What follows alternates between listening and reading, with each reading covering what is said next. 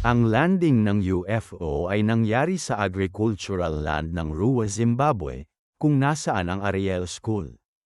Ito ang kwento ng pangyayari.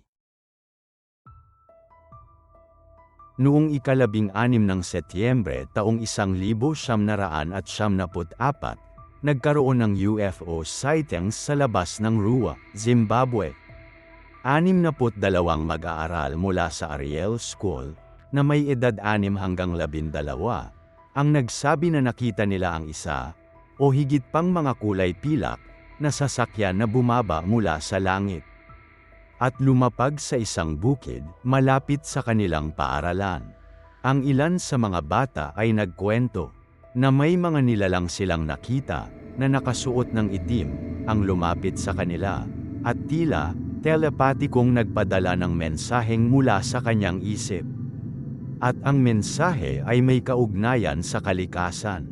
Sinabi ng manunulat na si Jerome Clark, na nagsisiyasat ng mga hindi pangkaraniwang pangyayari, na ang insidenteng ito, ang kapansin-pansin na close encounter ng third kind ng dekada 90. Ayon sa ilang mga skeptics, maaaring ito ay isa lamang halimbawa ng mass hysteria. Dahil hindi lahat ng bata sa paaralan noong araw na iyon ay nagsabing may nakita sila. Subalit, ilan sa mga nakakita, ang patuloy na ipinaglalaban, ang kanilang kwento na totoo ang nangyari at kanilang nasaksihan. Nagkaroon ng interview ng mga estudyante ng Ariel School, at ito ang kwento ng mga batang nakasaksi ng mga kaganapan.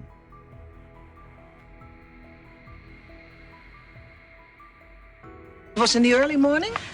It was at break time. Yeah? And then we saw something shining. And we saw two people. They were in tight black suit. And they had big eyes. And we didn't actually see their nose, but it was quite small. And their mouth was quite small as well. It was sort of like a round shape, sort of like a plate, sort of like two plates that were sort of like on top of each other. Then there was sort of like the hatch for it, and there was sort of like in between two trees. But you couldn't see that clearly, and it was just silver all over. I thought they were crazy just coming to our school doing nothing. And all I saw was something like silver coming down, and I said, Yeah, let me see. Let me see your drawing. One big one. One big ship and then small ones surrounding it with... Ang Rua ay isang maliit na lugar, na nasa 22 kilometro timog silangan ng kabisera ng Harare, Rua. Ang Ariel School ay isang mamahaling pribadong paaralan. Karamihan sa mga mag-aaral ay nagmula sa mga mayamang, puting pamilya sa Harare, Rua. 2 araw bago ang insidente sa Ariel School ay nagkaroon ng maraming UFO sightings sa buong timog ng Africa. May maraming ulat tungkol sa isang maliwanag na apoy na kanilang nakita sa kalangitan noong gabi.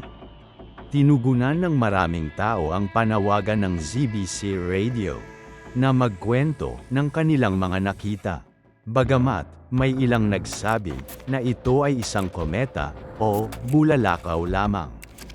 Ang mga sightings sa Ariel ay nangyari bandang 10:00 ng umaga noong Setyembre 16, 1994. Habang nasa mid-morning break ang mga mag-aaral, ang mga guro ay nasa loob ng paaralan at may meeting sila noong panahong iyon.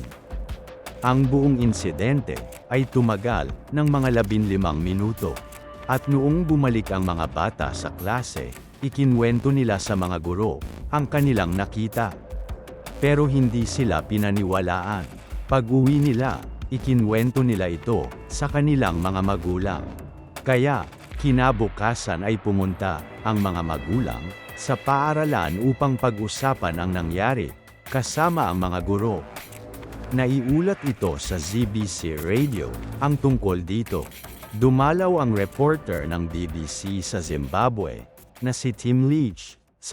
Hello, my name's Tim Leach from BBC Television News. I understand that you had some strange experience. Yes, that's right.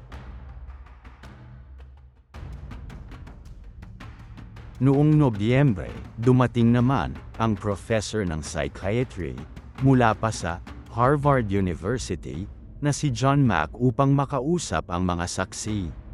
Tim Leach from BBC Television News in Harare, Zimbabwe. Message for Dr. John Mack. This concerns a UFO sighting over a school where it hovered, landed, a black man got out, but of course we're having difficulty being taken seriously in spite of being the BBC. Please call me as soon as you can. Thank you. Ayon sa mga interview ni Mac, telepatiko nilang ipinadala sa mga bata ang isang mensahe ukol sa kalikasan bago bumalik sa kanilang sasakyan at lumipad palayo.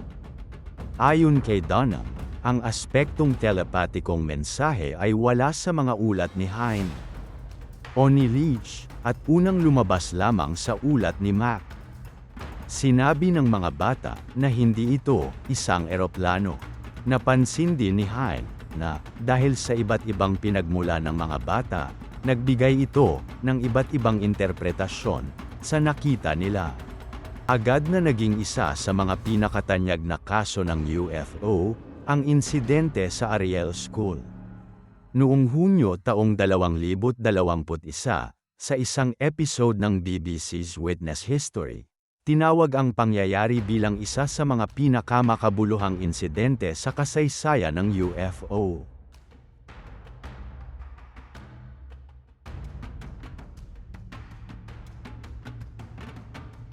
Patuloy na binabanggit ng mga ufologists ang kaso bilang ebidensya ng pagdalaw ng extraterrestrial sa mundo. Noong 2016, isang saksi na si Emily Trim ang nag-exhibit ng kanyang mga drawings at paintings. Ito daw ay message ng alien sa kanya noong araw na iyon. Ano ang masasabi mo sa kwentong ito?